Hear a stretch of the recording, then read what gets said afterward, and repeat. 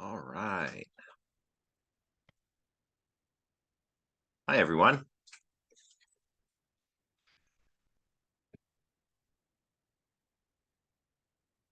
So today, we're going to be talking about personal identity. Before we get started, just a quick housekeeping item. Let me get the screen set up here.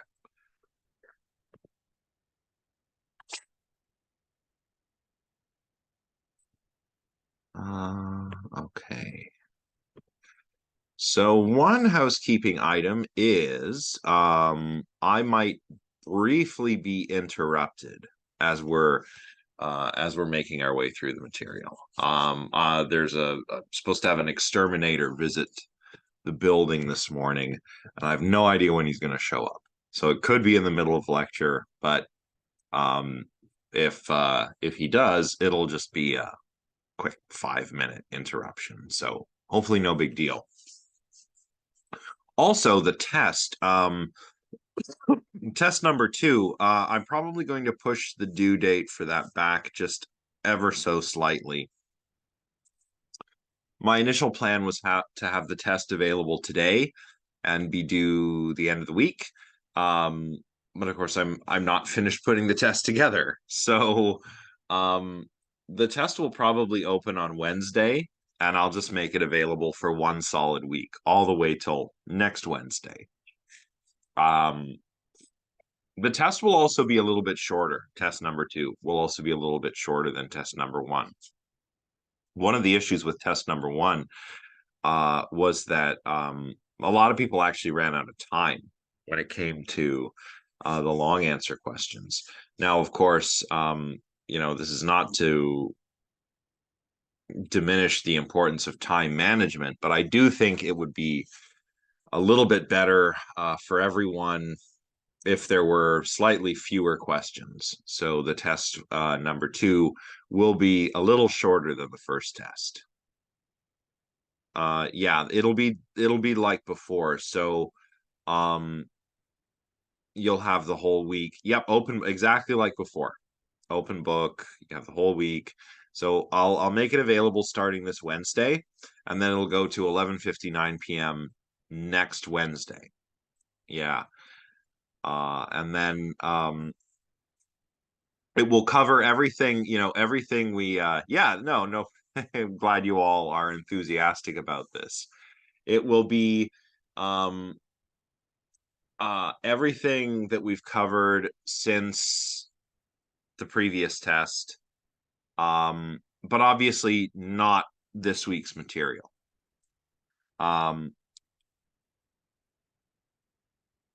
And instead of 6 short answer questions, there will probably just be 4 or 5.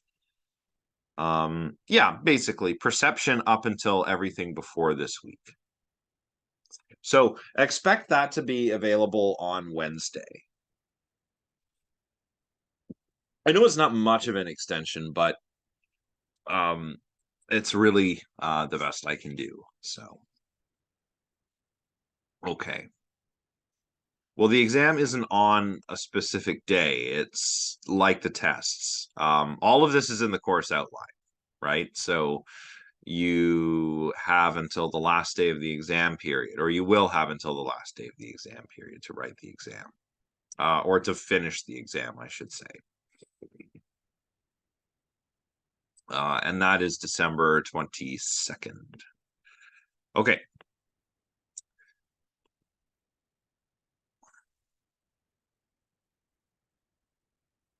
No, the exam is open book. It's the same as the test.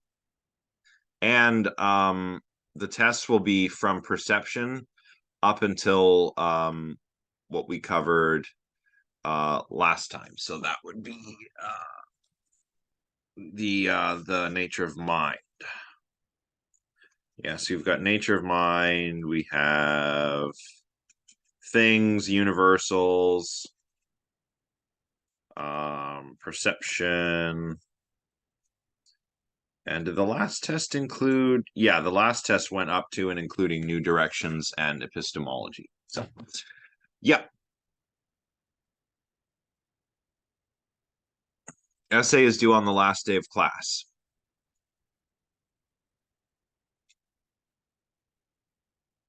Well, the exam will be cumulative. It'll be mostly like personal identity, free will, and nature and existence of God, but there will be other material sprinkled in. So the tests are not cumulative, the exam will be cumulative.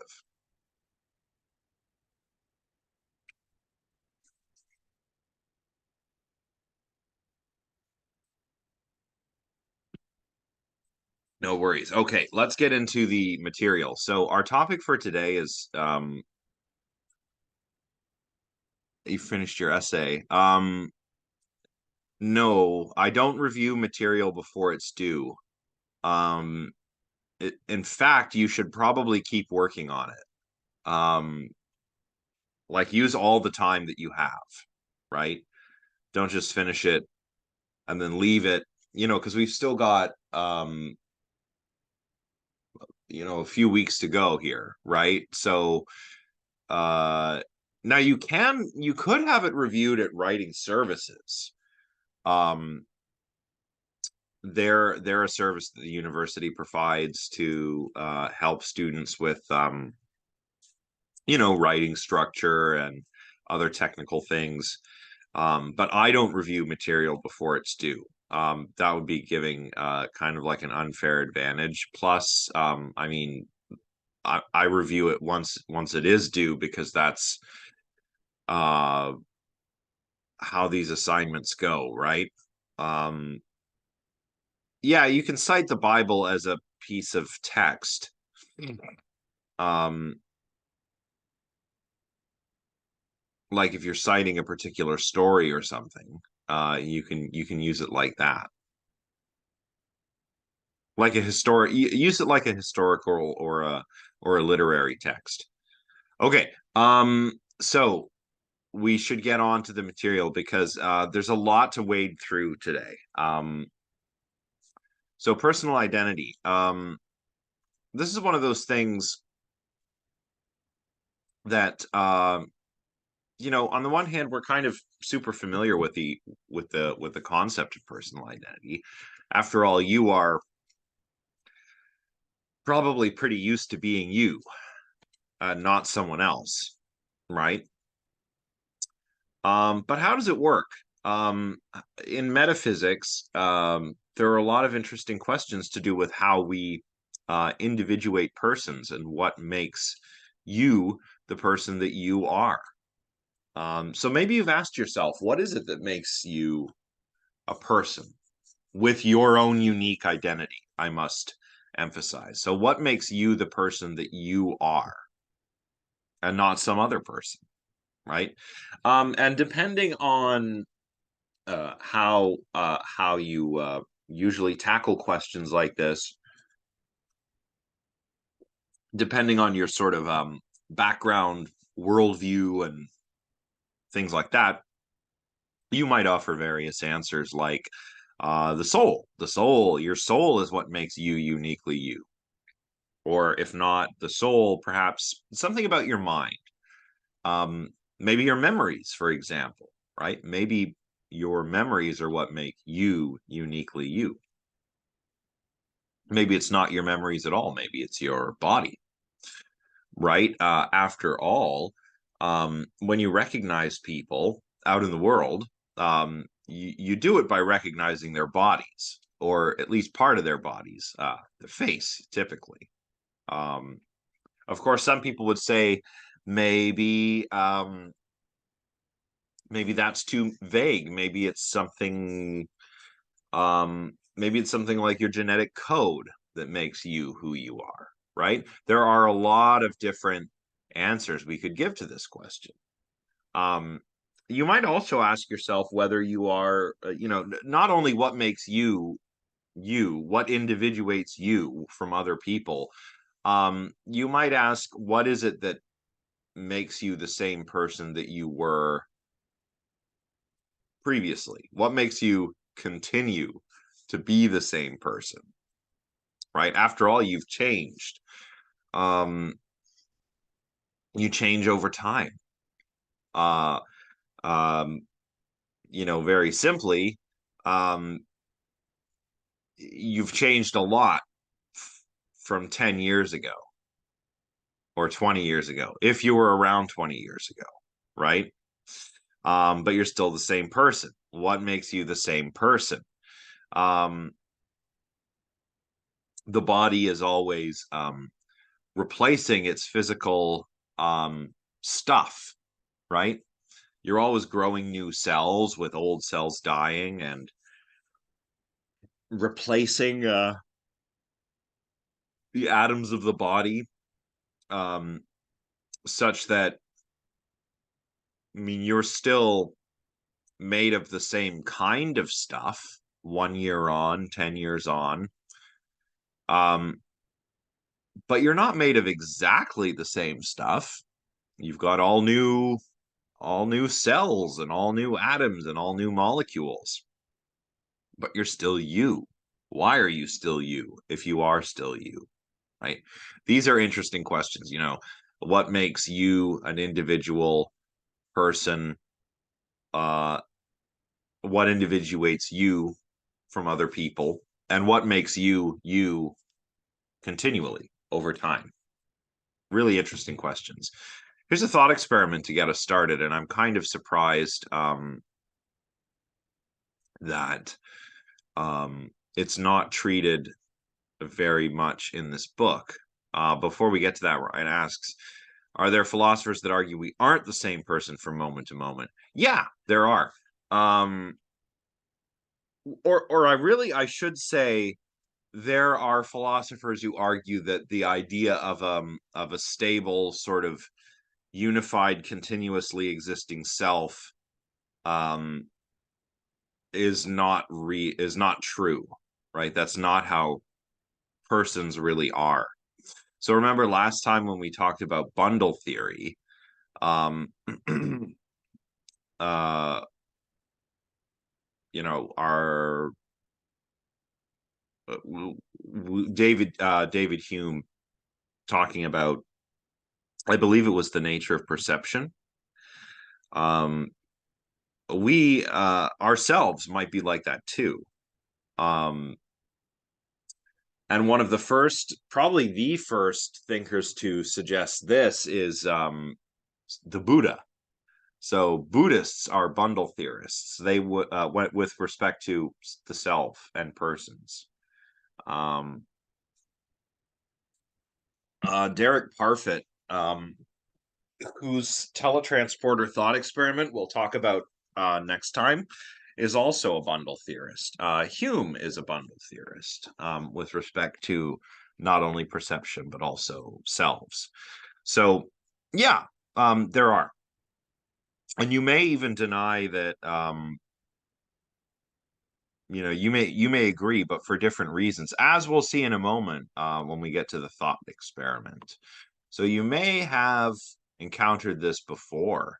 It's actually quite a popular thought experiment. I've even seen it in I've seen it used on television, for goodness sake. It's one of the oldest thought experiments that there are in Western philosophy. It's called the Ship of Theseus.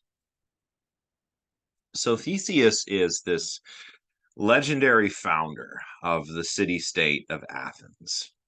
Kind of like possibly myth, possibly real, definitely a sort of national hero. And he has a ship like this. This is called a trireme. This is a trireme, a sort of modern reconstruction of a trireme that's actually used in the Greek Navy today. But you can see here there's lots of sailors underneath rowing.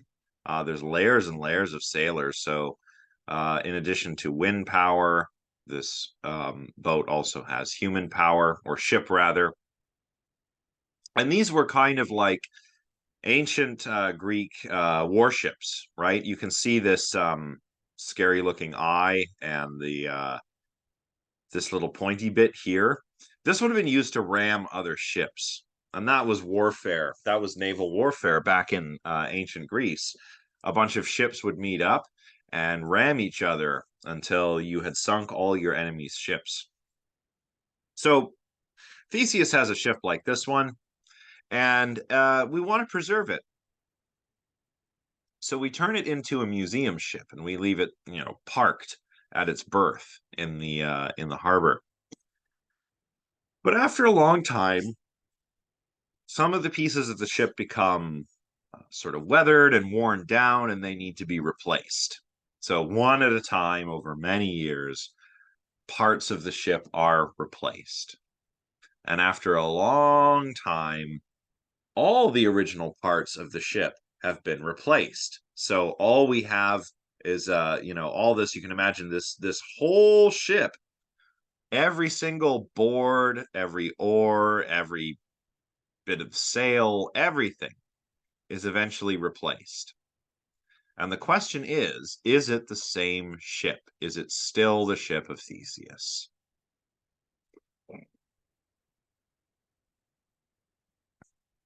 So at what point does it become a replica?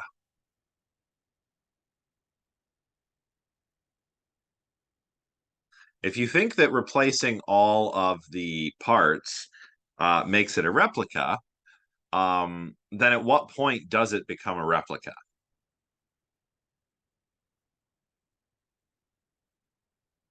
So Casey says it's a replica. Brooke says it's the same ship, and Taylor says it represents the same ship.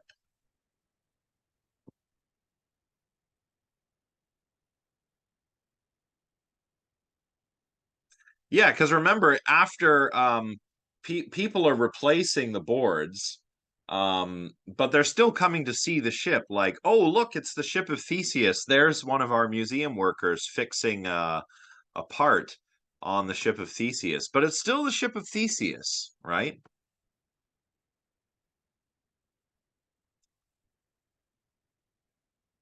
Ah, since it happens gradually, the new parts become part of the old ship and it's continually the same ship. That's a good answer.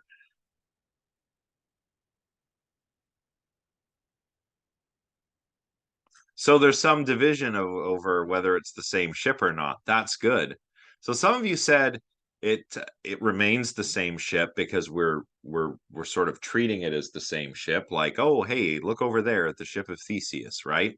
Some of you say it merely represents the original, almost as if it were just a really giant scale model of Theseus' original ship. And some say it's a replica, right? For those that say that it's the same ship, what happens if we take all the old parts and put them back together? Now, which one is Theseus' ship? Yeah, that's a good point, Veronica. We have surgical interventions and things like that all the time, right? What is with these people parking in front of my driveway? Huh.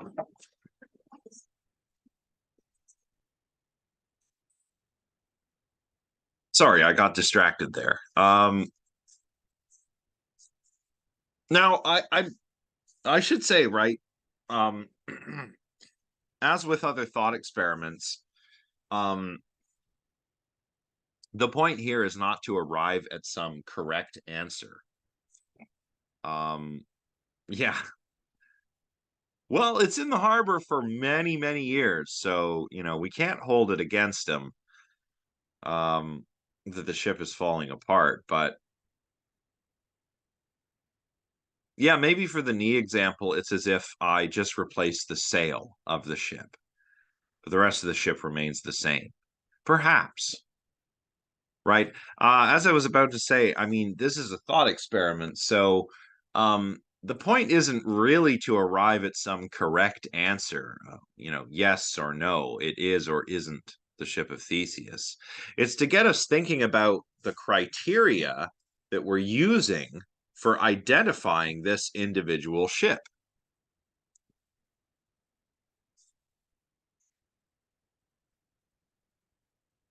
And you'll see as we move through this how this relates to the questions that we're going to be considering. I mean, you might be like the ship of Theseus, right? All of the cells in your body will eventually be replaced with new cells. But you are still you. So then, if that's what you think when it comes to persons, then maybe you also think that in spite of all its parts being replaced, the ship remains the ship of Theseus.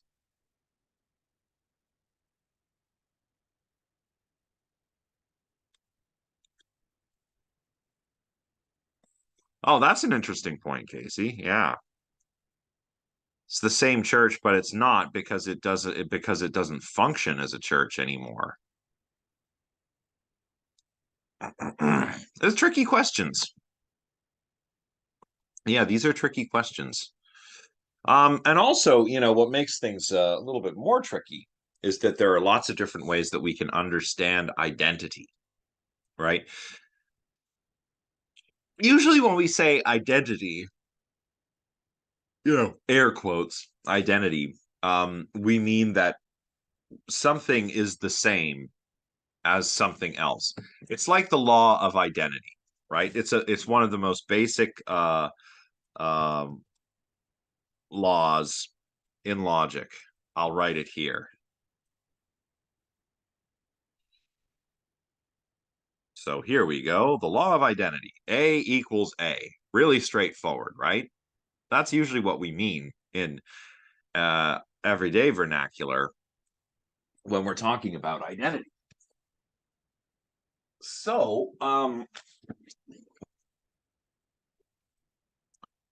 So there's this idea of sameness, right?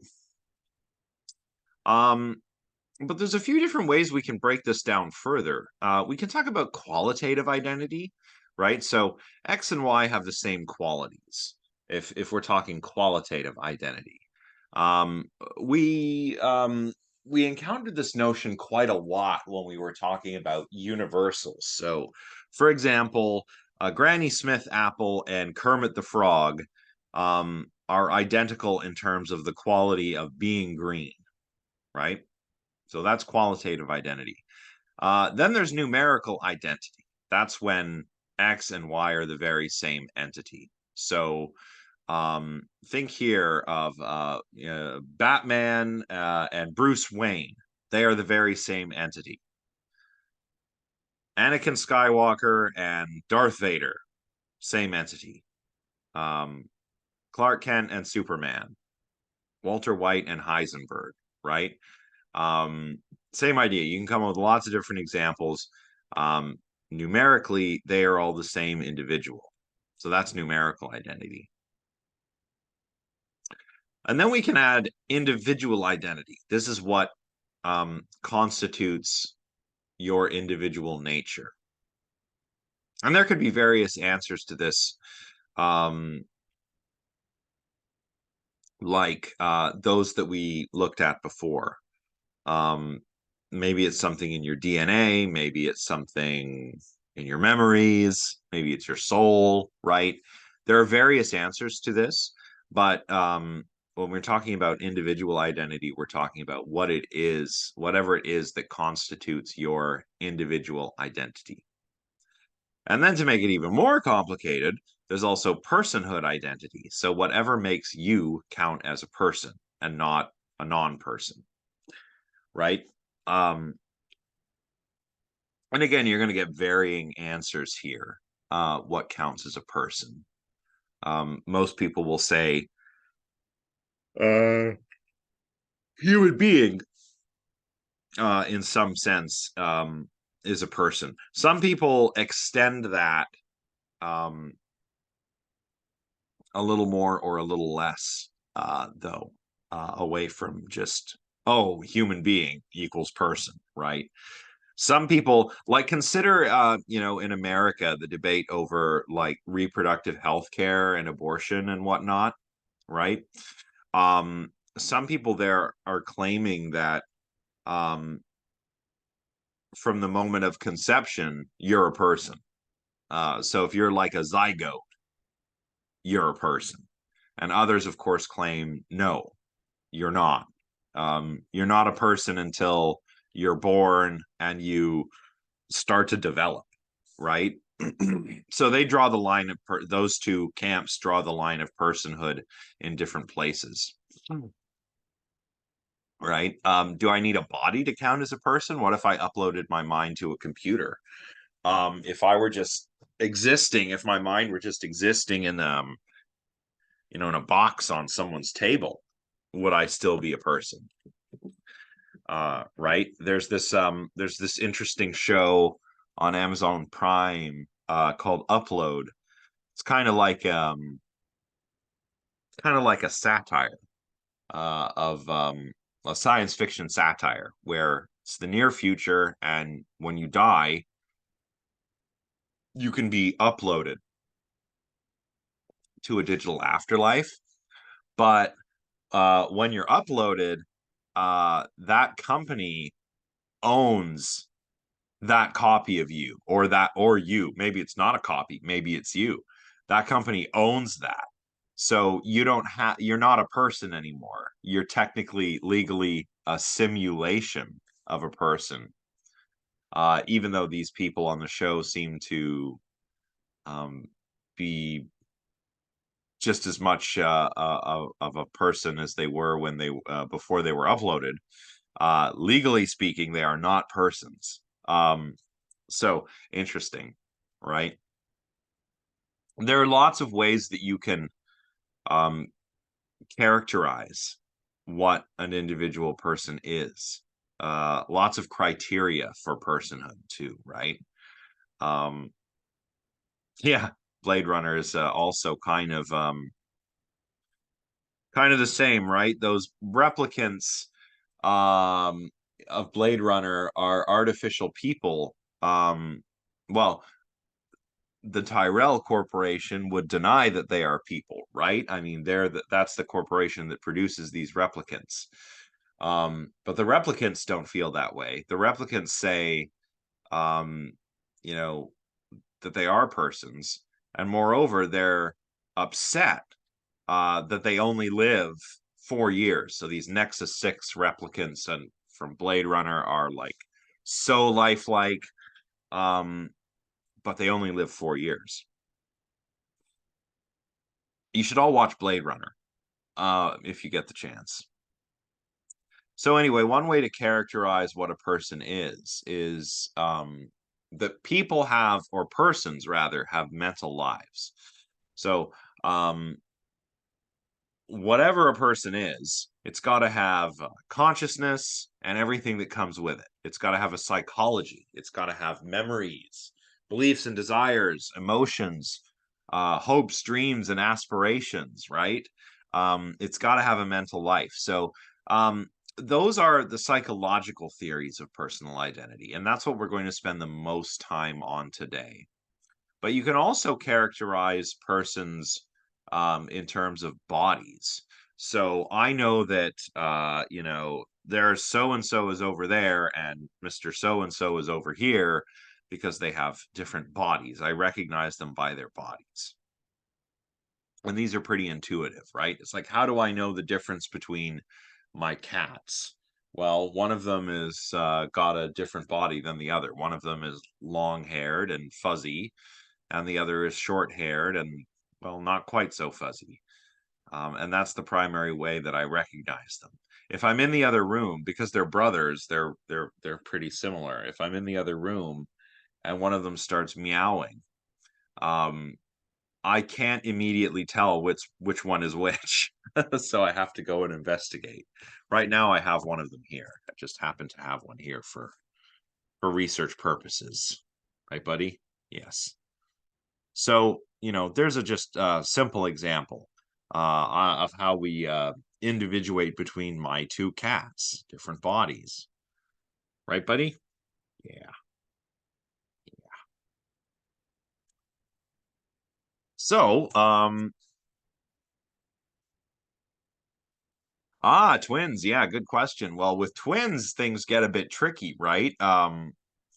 maybe I don't know, maybe it's been a while since I've interacted with any twins. Um but I've never interacted with like actual identical twins. It's always been um what are they called? Like fraternal twins. So there was always some slight differences. Um then again, I mean, some twins individuate themselves by the way they dress, I suppose. Um yeah. Yeah, I suppose there's something. Maybe somebody's got a scar that the other doesn't have. I don't know. But there's definitely something.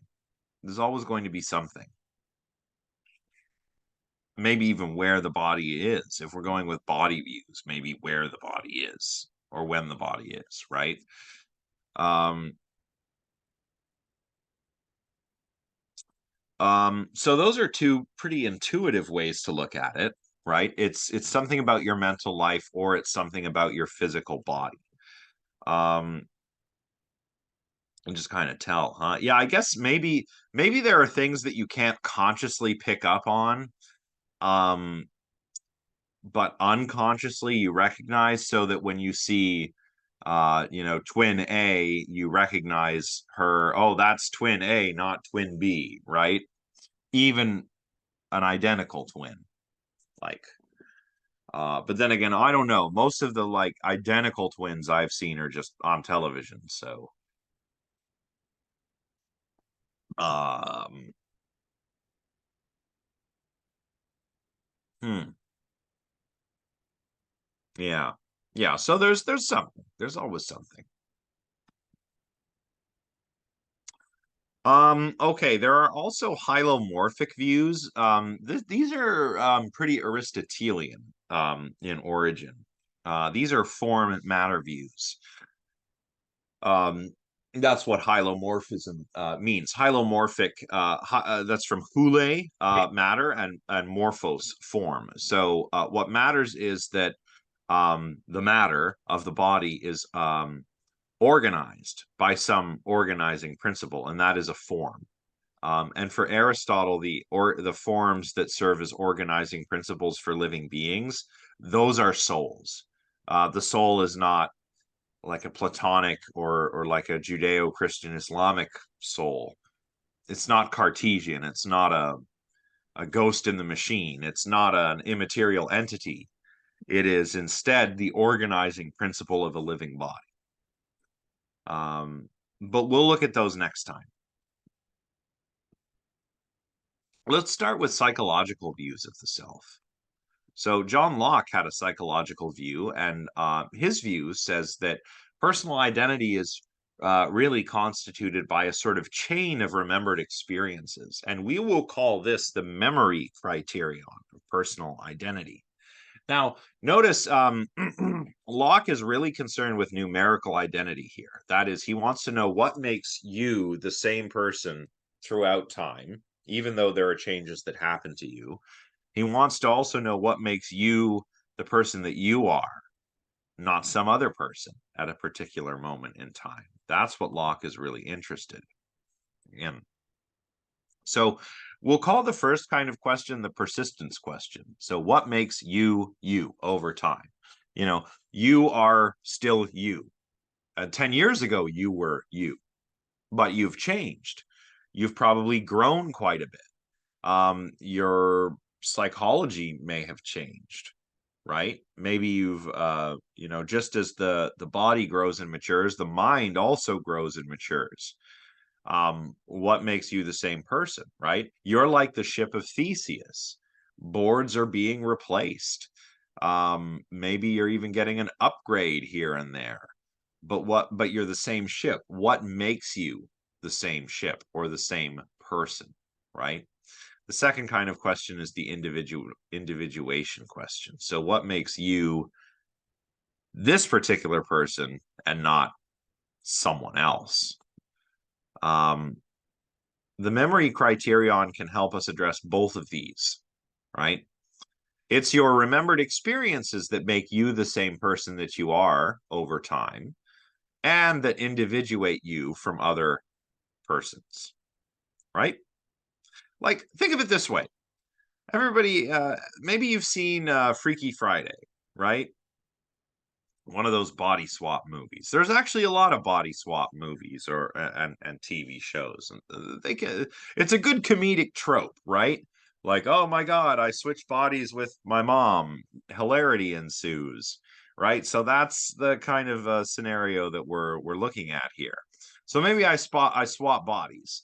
Um, but I still my mind is the same, right? This is very dualist, by the way. Notice how dualist it is. Like the idea that I can switch my mind and put it in another body.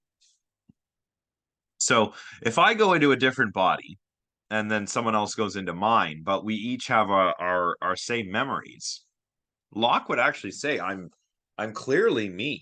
I'm just in a different body. That's what makes me the same person. If I switch with you, then I, having all my memories of me, um, I would be me, even though I have a different body. Yeah, total amnesia. Yeah, Locke would agree with that. Locke would say, well, if there's total amnesia or even partial amnesia, that's going to be a problem, right? Look, like here's the next example. For example, Alzheimer's disease, which is a type of dementia. So if I lost most of my memories, then Locke would say there's a pretty strong sense, uh, excuse me, a pretty strong sense in which I'm not the Josh that I was prior to the onset of Alzheimer's. Right? Or likewise with somebody with amnesia. Um, you arguably would be a different person if you lost all of your autobiographical memory, right? Or oh well, I just had a really cool example. What was it? What was it? Do do do do. Oh, it's gone. Huh. Ironically, I forgot what I was about to say. Maybe it'll come back to me. What if I shared the same memories as someone else? I think the example in the book is Nestor, but I changed it to Achilles. What if I share all of the memories with Achilles? I remember going to Troy. I'm fighting with the Achaeans. I'm going to Troy to get Helen back. I'm going to fight Hector in single combat. Eventually, I'll be shot in the heel with an arrow, which will spell my downfall. If I had all those memories, Locke says, I would be Achilles. I wouldn't be remembering Achilles doing things. I wouldn't be remembering, oh yeah, I remember that Achilles was shot in the leg, right in that Achilles heel. No, I would remember being shot in the heel, right? I wouldn't be remembering facts about Achilles. I'd be remembering Achilles' memories. That would make me Achilles. Um, as Locke says, apologies, there's a typo there. Maybe I can fix that. No, can't fix it while I'm in the slideshow. So he explains, for it being the same consciousness that makes a man be himself to himself, it's the same continuing consciousness that makes you, you, Locke is saying. Personal identity depends on that only, on consciousness. Whether it be annexed only to one individual substance or can be continued in a succession of several substances. So my personal identity depends on my consciousness, namely my memories. Whether it whether that continues to exist only in one individual substance, one body, or whether it's contained in a succession of several bodies, it's the same person.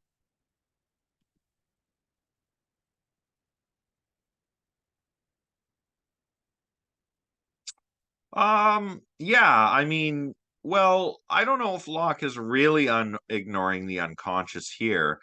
Um, Not everything is in consciousness all the time. Uh, Locke just seems to mean contents of your mind rather than what you're immediately aware of at any given moment, right?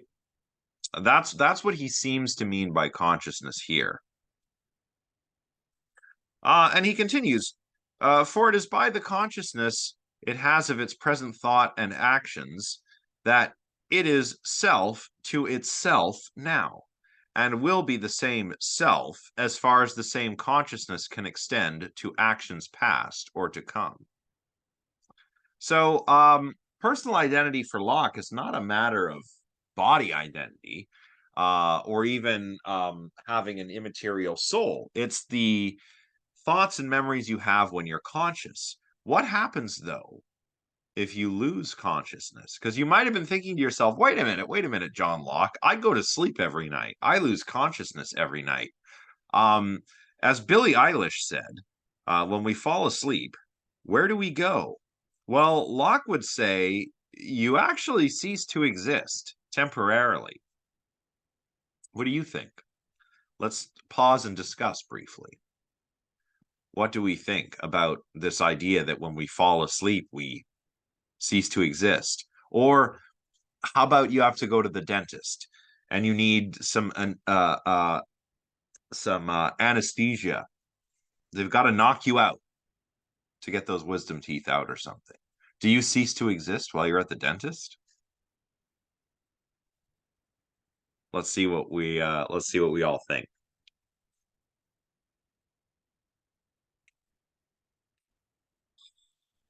Yeah, the ego seems to go away, right, Casey? But you don't exist. You're maybe your partner's in the waiting room and they're like, "Well, I know that so and so is still in there. They haven't ceased to exist. I can see them in the chair, right?" Ah, so if you say you don't cease to exist because your body is still there, are you a body criterion advocate? Perhaps.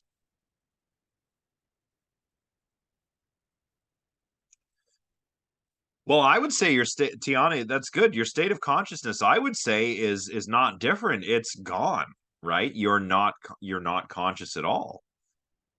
And yeah, okay, so Jose, that's an interesting point, right? Your dreams, I believe, are a form of consciousness. But when you're under anesthetics, you don't dream. Maybe your soul is you, so you're still there. Yeah. Well, a sound is not going to wake you up from anesthetics. Like if you're asleep, sure. Yeah. But if you're anesthetized, no. Well, actually, we dream multiple times every night. If we didn't, we would go insane. To put it mildly, we would probably lose our minds. Dreaming might be important for memory consolidation and stuff like that.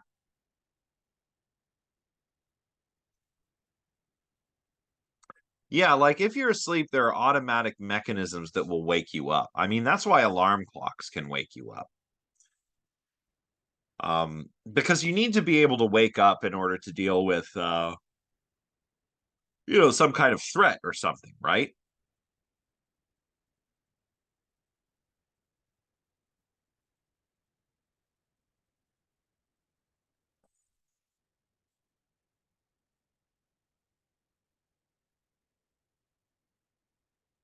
Huh, weird. I've never heard of that.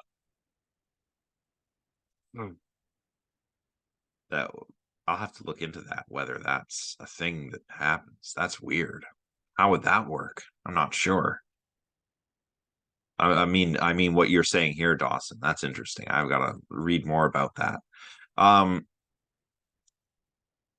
so actually, a few of you mentioned the brain there, which I'm glad. You mentioned the brain, which we'll get to later if we have time. Oh wow. Weird. So wait, so just so that I understand, before they put you under, they're like, I'm going to ask you to raise your arm, and then they put you under, and then when they were like, can you raise your arm, you raised your arm?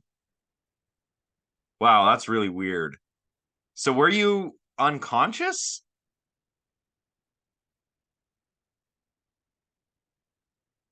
Right.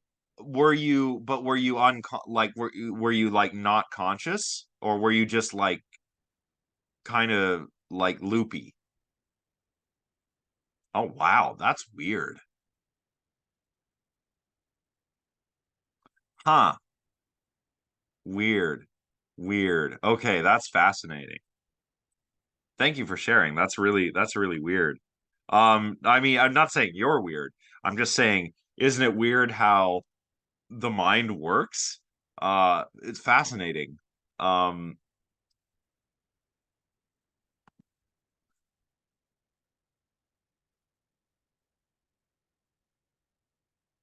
maybe. I don't know. I'd have, you know what? I'm gonna have to ask an anesthesiologist. Um, but anyway, what if you might be wondering, what if you forget something? I've forgotten lots of things, but I clearly continue to exist. You know, even if I've forgotten, say, an important memory. Um, this is one criticism of Locke's view, right? What if I forget something? Am I the same person? I've forgotten a lot of things. Like I want to say that I'm the same person I was 20 or 30 years ago. But there's a lot that I don't remember. So am I the same person? Maybe. Um, maybe what's important is that there is a continuity in our chain of memories. So that even if I forget something, in principle, I could trace a connection between all my memories all the way back through time. What do we think of this possibility? And I guess this isn't really mentioned in the textbook, but I would say I would say here we're talking about episodic memory, right?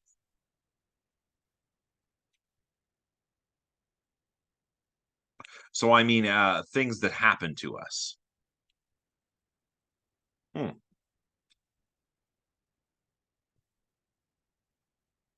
Yeah, maybe it depends on some memories. Like, maybe there are memories that are particularly important when it comes to you defining who you are. So if I am, let's say philosophy is really tied up in my identity. That's part of who I am. I am a philosopher. And then I forgot all of the philosophy that I know, forgot going to university, forgot all of that. Um, then it would certainly seem that I'm no longer me. But if I forget a movie that I saw when I was a child, um, maybe that's not as important, right?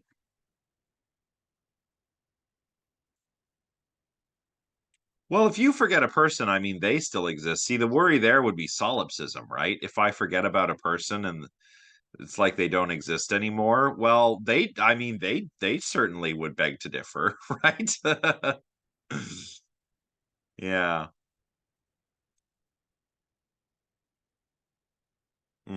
Yeah, this is another problem with Locke's view. Actually, I'm glad you mentioned that, Casey. His memories are can be pretty unreliable, and every time we recall a memory, we potentially alter that memory, right? So, but still, let's continue to entertain this idea, right? Maybe what's important is that there is a sort of chain of memories or a continuity of memories. So even if I did forget something, I could trace a connection between memories in principle, right? Now we come to the fission objection.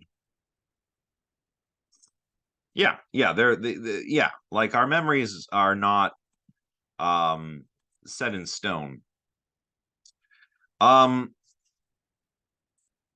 so the fission objection is what would happen if you were duplicated?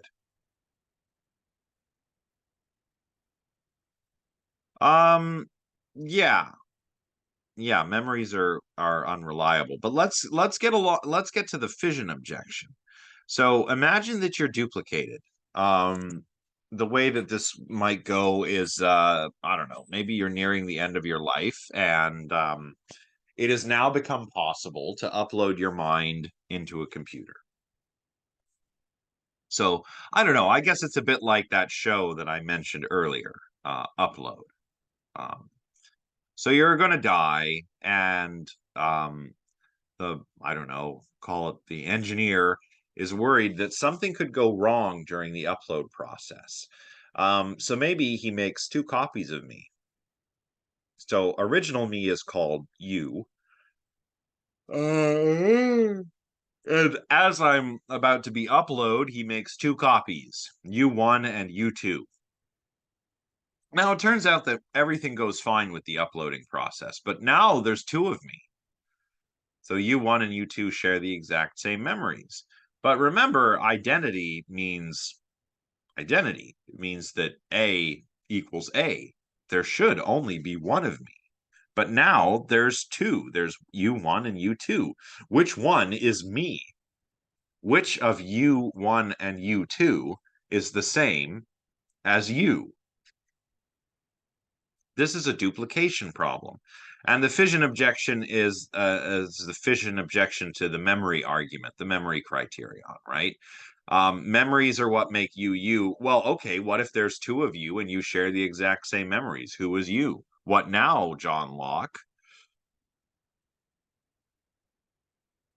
Maybe once you continue to exist, but stick but like try and stick to the experiment, right? Like I am being uploaded and there are literally two copies of me on the computer. Maybe they're not even running yet, right? Maybe I haven't even started that simulation of the afterlife or whatever it is that I'm doing, right? So there's U1 and U2. They're each identical copies of me sitting on a hard drive somewhere. Which one is me, right? So we haven't turned it on yet. I haven't started having different experience. U1 hasn't started having different experiences than U2 yet. So that's the duplication problem. And it's meant to challenge the memory criterion, right? Because the memory criterion says that it's the memories that are what individuate you numerically. But here there's two entities with the same memories, right? Oh, maybe there's no longer you. Yeah, that is one answer.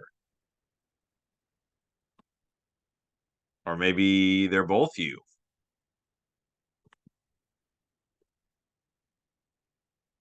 This is how Bernard Williams put this problem. He said, "It is logically possible that some other man should simultaneously undergo the same changes. What should we say in that case? They cannot both be you. Moreover, if they were both identical with you, they would be identical with each other, which is also absurd, right? So, which one is you? You cannot be U1 and U2. That's the idea."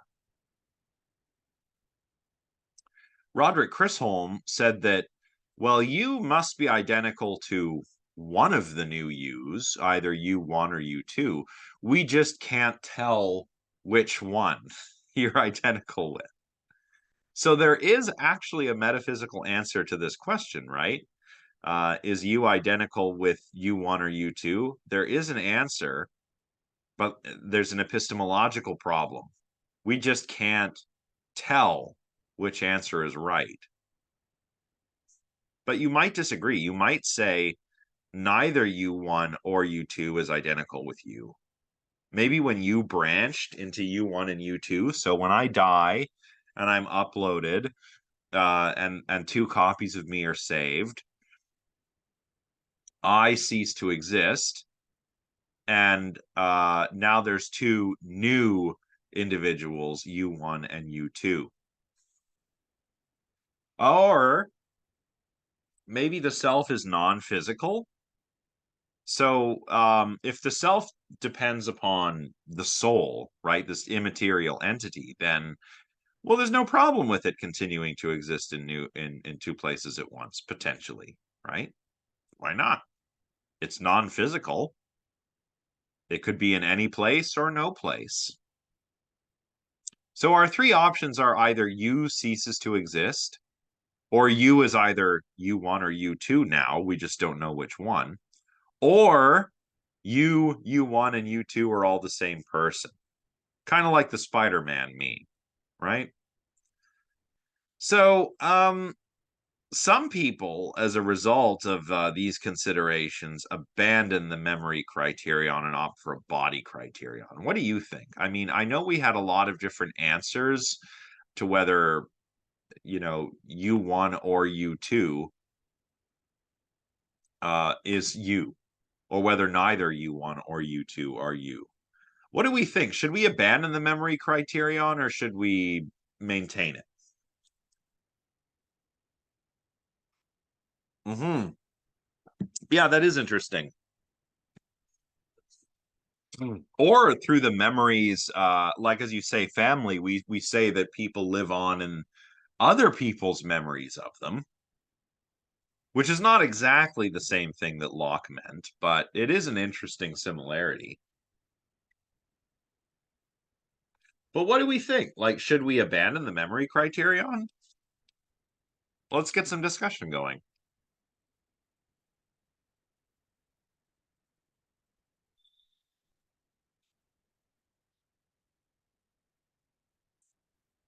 I mean, really, I guess I should, maybe this will make things a little easier. Locke seems to be what we call an ego theorist. So I know that we're talking about persons now, but really, I think we got to throw some discussion of the self in here. And Locke seems to be an ego theorist, which means that the self, the you that is you, um, is a unified, continuously existing entity. It's like an ego, like a Cartesian ego. Now, some of you might be ego theorists, but some of you might also be bundle theorists. And I already mentioned bundle theory, right? That's the idea that this unified and continuous self is actually an illusion. The self is actually not unified and continuous. The self is a sort of bundle of memories and perceptions, and so forth.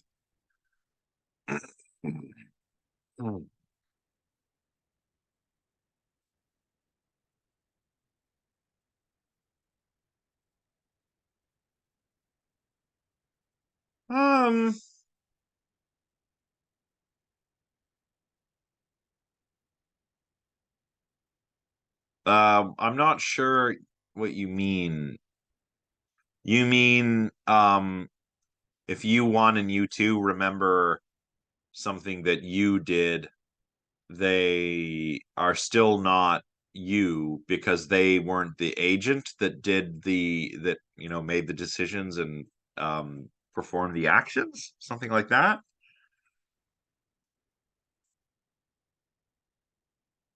Okay, I see. Yeah. But what is it about? Is it something about? So Daisy says that we're like the ship. We slowly change, but we're continuous. That could be like, a bundle theorist. Yeah, would maybe advocate for that. They might say, well, what do you mean? The ship of Theseus is whatever we want it to be. Um, so it's kind of like a process. Maybe the self is a process. So think back to Alfred North Whitehead, right? Where everything is in a continuous process of being or becoming. Maybe persons are like that, right? Um, I don't know. I think clearly memories are important for personal identity. I think they're probably more important than the body criteria. Um, but are they everything that there is to it? Um, no, I don't think so. And also, there's been a lot of interest in the body recently. Um, in the sense that we're not just disembodied minds, we're not just little egos floating around. Our body is our means of interacting with the world. And um maybe it's not as simple as having the same body, but being embodied is very important. um so anyway, the body criterion says that if you have the same body, you're the same person.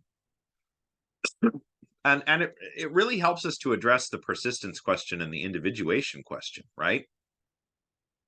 Do you see how? Remember, the persistence question is what makes you you continually, and the individuation question is what makes you different from all the other people. Hmm. Hmm. Well, I guess that's just imitation, right? I would say that that's just imitation. You don't, like, say you start to emulate a celebrity.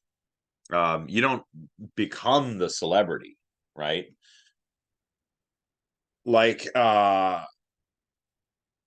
if I started to emulate Taylor Swift, for example, right? I begin writing songs about my exes and going on massive stadium tours and whatnot. Well, fine, but I'm not Taylor Swift, right? But if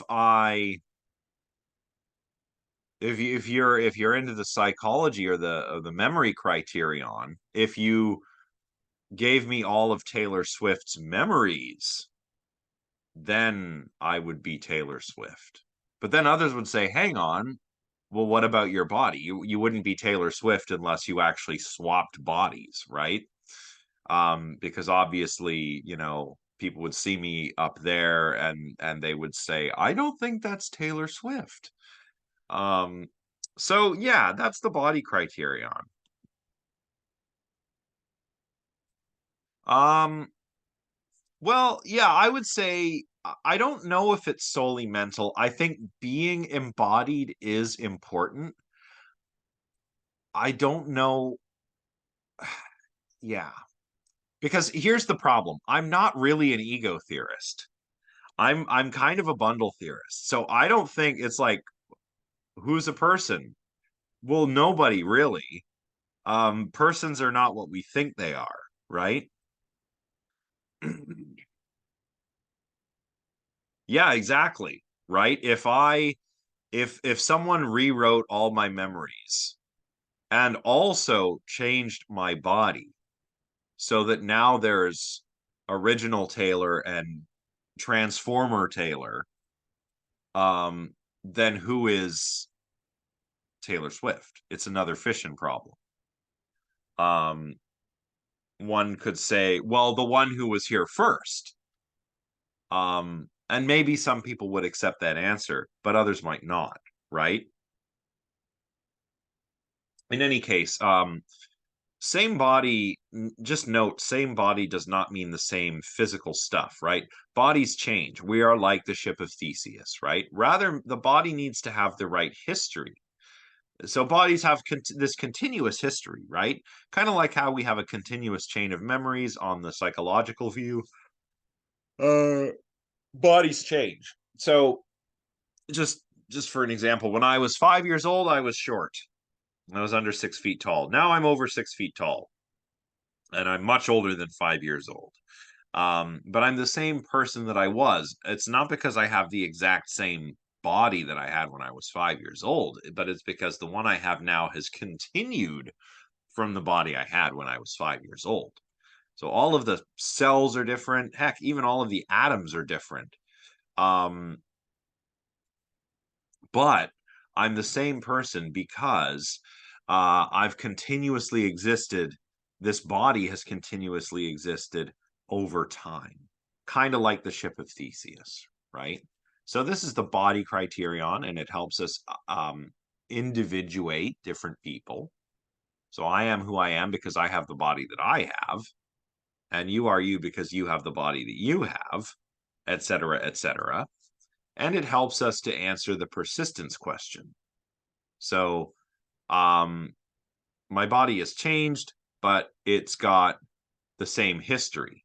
Um, you could trace, um, you could trace this body that I have today back through time, all the way back to the one that I had when I was 5 years old, and that's what makes it the same. Um, So yeah, think of the ship of Theseus, right? If you agreed that, well, it's still the same ship in spite of all of the pieces being replaced, well, the body is like that on the body criterion. What matters is not the actual material that it's made of, but its history. So the ship of Theseus is still the ship of Theseus. Having all of its parts replaced is just a part of its body history, if you like. I don't know. What do we think?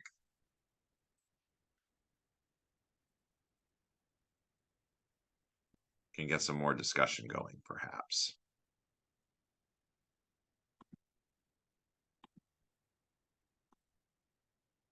Yeah, okay.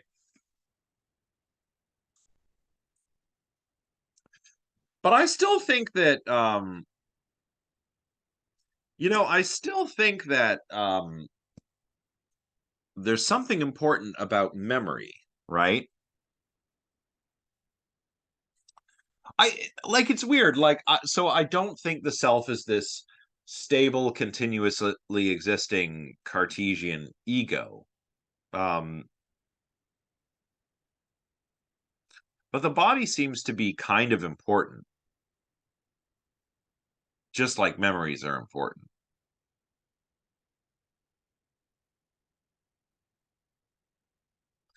Yeah, I think it could be a bit of both.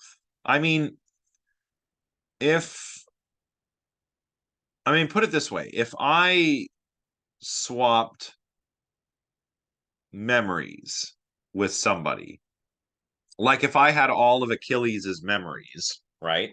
Let's go back to good old Achilles. If I had all of Achilles's memories, um, and Achilles' body, then arguably I would just be Achilles, right?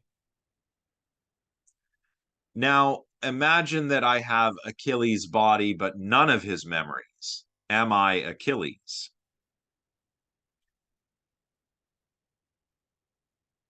Or as Connor says, what if I have all Achilles' memories, but I keep my body?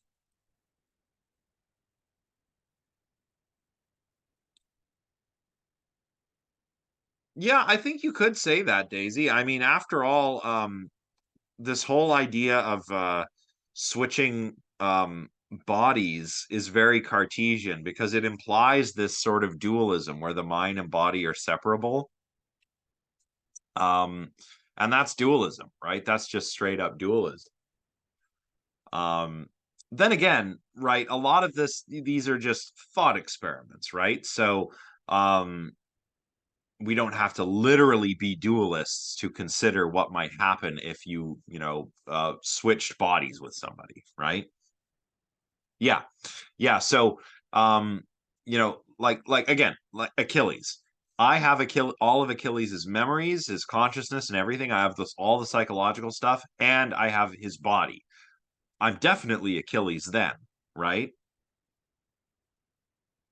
But what happens if we vary that such that In one scenario, I have Achilles' body, but Josh's memories, or I have Achilles' memories and Josh's body. Which one is more or less Achilles? If I have Achilles' body or Achilles' memories.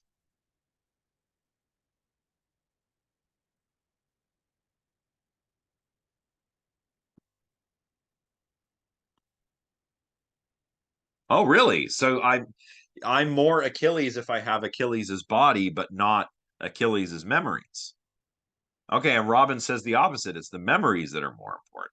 So different people have different intuitions about what makes you you, right? Yeah, that's right. If you, especially if you're thinking of, like the Abrahamic religions, um, it's your soul that makes you you. So the body dies and the soul is what goes to the afterlife, right? Um, that's what's really you. Mm. Yeah, it could be a combination.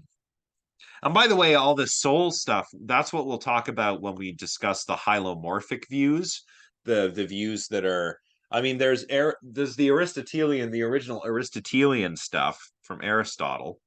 But then Thomas Aquinas develops this for for Christian theology. So he uses Aristotle's metaphysics of uh, personal identity in order to explain how it is that the soul is you and how that you will eventually be resurrected and re-embodied, after all the Book of Revelation stuff happens, right? So we'll look at that a little bit more next time.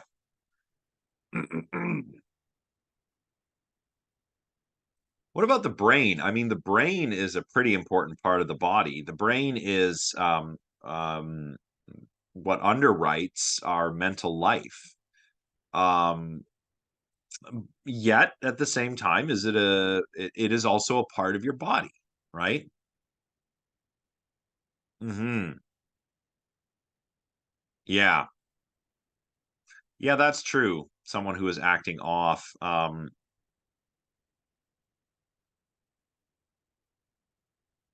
Yeah. Yeah, if I didn't have the same mind as Achilles, people would be like, is that really Achilles or maybe he's an imposter? If you actually read Homer, the gods are always coming down and messing around with stuff. So it could be that Achilles is not Achilles. Achilles is a god disguised as Achilles who's trying to get up to something, right? Somebody would say, "Oh, that might not be Achilles. That might be somebody else.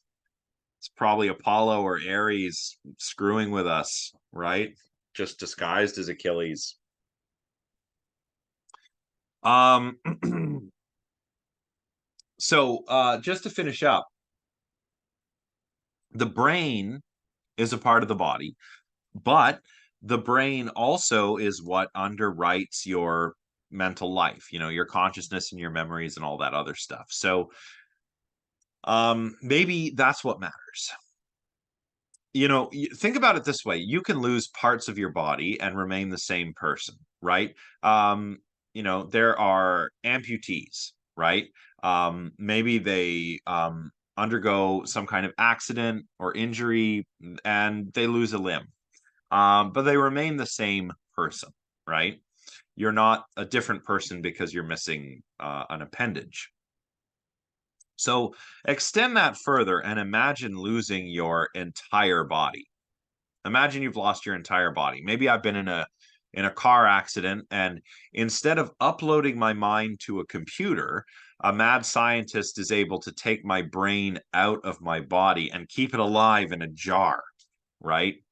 He keeps it in this liquid, It's a nutrient solution, so the brain can feed.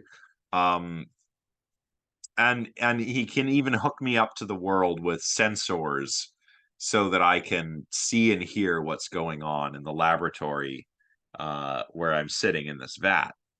This is actually Hillary Putnam's famous brain in the vat thought experiment, right? So you could be a disembodied brain in a vat, um, just existing as a brain, right?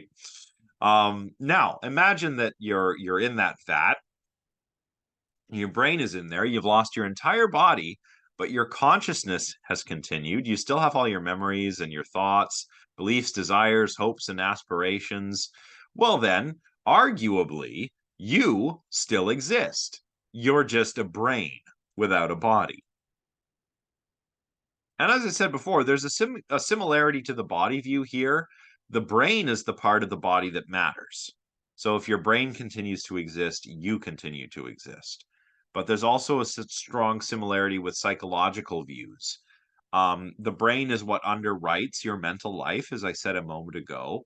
So as long as the brain exists, your mental life continues to exist, which means you continue to exist. But I don't know. If you walked into a lab, imagine this happened to a friend. A friend or a family member has been in a devastating accident, but a doctor has managed to save them by removing their brain and putting it in a vat and keeping it alive.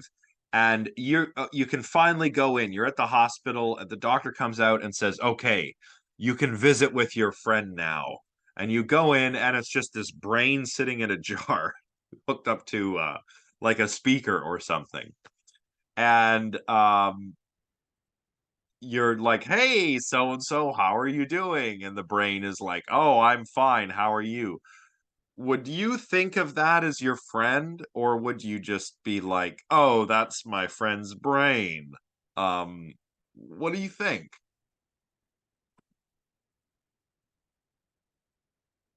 Yeah, it does sound like hell.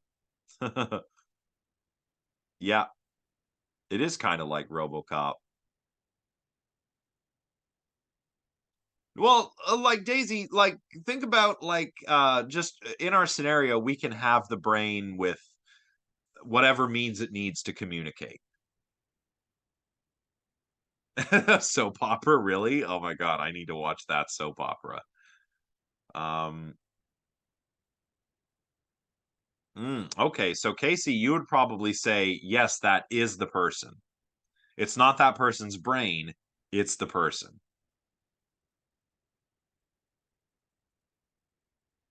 Yeah, you could put the brain in a robot body, maybe, or you could just give it some sensors and effectors so that you can talk to it and it can talk back to you.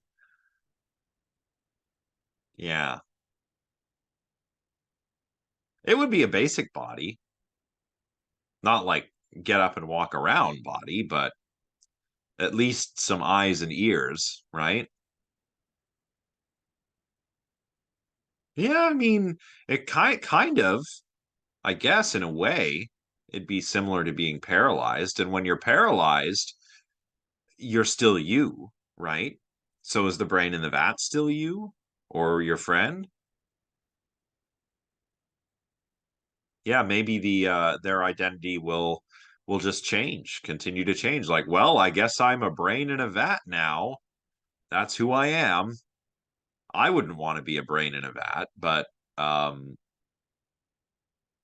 not sure if I'd want to be a software copy of my mind on a computer somewhere either. Well, maybe we should leave it there for today. This was fun. Lots of interesting discussion. Yeah, it's kind of like that song Metallica, One by Metallica, right? And it's about this guy who's injured in war. He's like paralyzed, he's deafened, and he's blind, and he can't speak. He's completely cut off from the outside world, and the song is just about how horrifying that is. Um, yeah, check it out.